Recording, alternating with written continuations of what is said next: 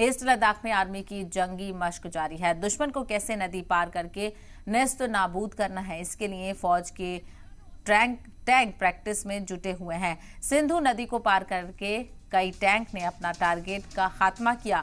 तस्वीरें आपको दिखाएंगे किस तरह से टैंक सिंधु नदी को आराम से पार कर रहे हैं।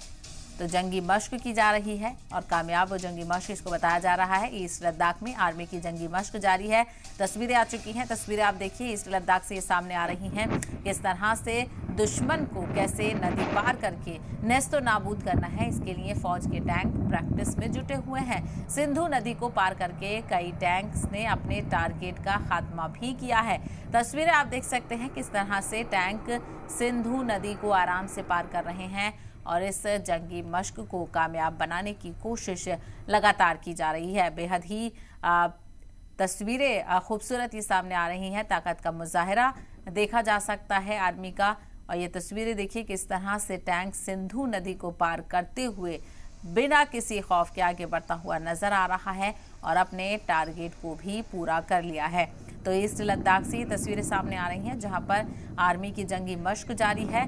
दुश्मन को कैसे नदी पार करके ख़त्म करना है और दुश्मन से मुकाबला करना है, इसकी प्रैक्टिस की जा रही है। इसके लिए फ़ौज के टैंक लगातार प्रैक्टिस में जुटे हुए हैं।